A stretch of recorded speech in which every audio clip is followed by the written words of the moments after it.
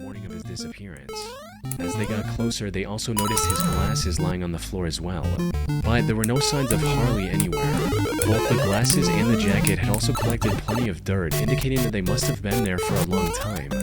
While they were looking around, one of the investigators noticed the chimney vent above where his glasses and jacket were discovered. This sort of vent is used to connect traditional wood-burning heaters. Curious to see what was in it, he reached into the hole, only for his hand to touch human hair on the other side. There was no doubt about it. That was Harley, stuck in the chimney. Officers quickly dismantled the wall, and sure enough, they found Harley's body inside, with his arms raised above his head. A later autopsy concluded that he likely passed away the day he went missing.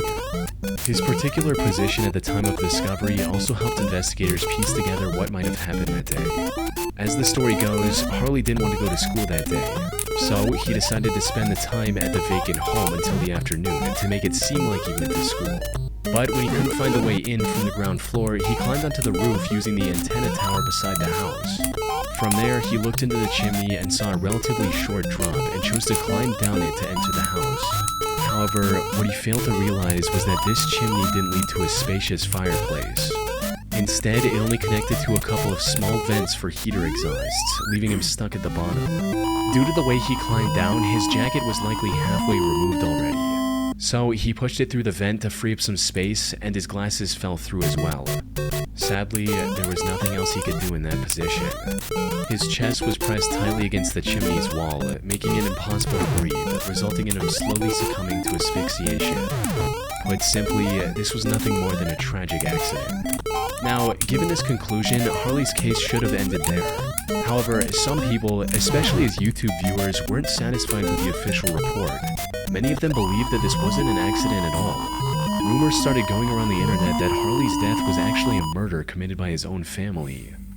One of the first big points of contention was his jacket, since in one of the evidence images it could be seen hanging from the door. These critics claimed that this was proof of the whole story being a lie. Some also argued that the shoes he was wearing in his last picture didn't match the ones the investigators found on him. However, despite the skepticism, the police stuck with their initial report. As for the jacket issue, that turned out to be nothing more than the result of one of the inexperienced investigators mistakenly moving key evidence. That said, whatever the truth may be, it doesn't change the fact that the YouTube community lost a genuine and passionate creator. Nicholas Sonderegger was a 28-year-old YouTuber who loved two things in life: longboarding and dancing. He uploaded nearly 80 videos of himself doing both of these on his channel named Sunspeak, though his ultimate dream was to become a professional dancer.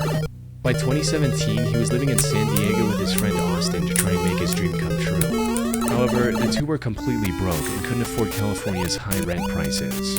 So, with no other option, the two decided to live in tents or random trailers they could find in the Salton Sea area. Salton Sea used to be a popular tourist destination at one point due to its status as an oasis in the middle of the desert. But the water and the surrounding area became extremely toxic over time, turning it into a complete ghost town. On the flip side, this also made living there essentially free, which is what Nick and Austin were after. But what neither of them knew at the time was that the true danger of Salton Sea had nothing. Oh my god, I got the same times as Casey and Ash. What the fuck? Let's go. Let's go.